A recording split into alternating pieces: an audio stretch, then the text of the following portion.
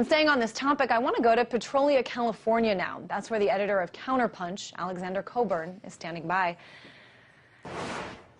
Hey there, Alexander. We just showed a report that showed many possible presidential candidates for 2012 heading to Israel. It seems like it's definitely a trend that's not only happened now, but that's happened over the last few decades. What do you make of all this? It's a feature of American politics. American politics are controlled by factional groups, obviously. I mean, not to talk about the Israeli lobby. The Miami Cubans, for example, have had a huge influence on American foreign policy ever since the late 50s because it's an important electoral state. The Jewish vote in New York and California is extremely important politically. Therefore, every political candidate who aspires to be president of the United States, aspires to be a member of the U.S. Congress, has to deal with the Israeli lobby and the organizations that purport to represent that lobby. Let's broaden this a little bit. Can you make any comparisons in terms of what other groups get this kind of treatment, these kind of visits? I mean, Christian right in this country, Muslims in other country, or do we think that Israel is sort of at the top when it comes to these visits that are becoming, I mean, I would even say mandatory?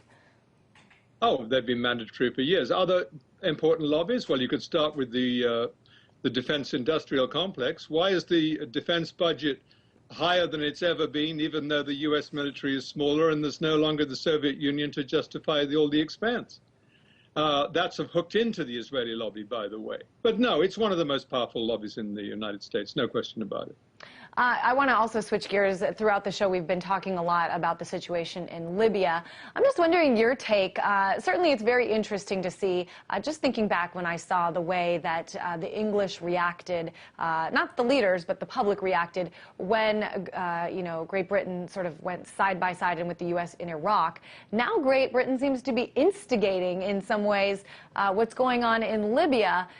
I feel like David Cameron's been pretty gung-ho, even though the public there remains pretty overwhelmingly against it. Do you have any insight into this?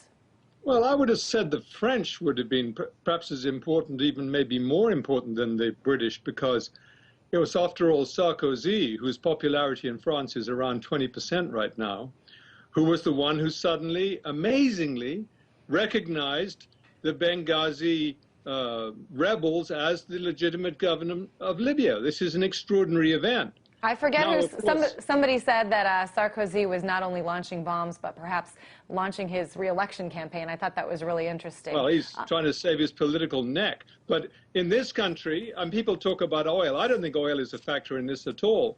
In this country, the inspirers of this, I think, utterly insane military venture, probably as stupid as anything since Napoleon tried to invade Russia in 1812, it's absolutely amazingly stupid, is because you had that, what we call liberal interventionist lobby, which was,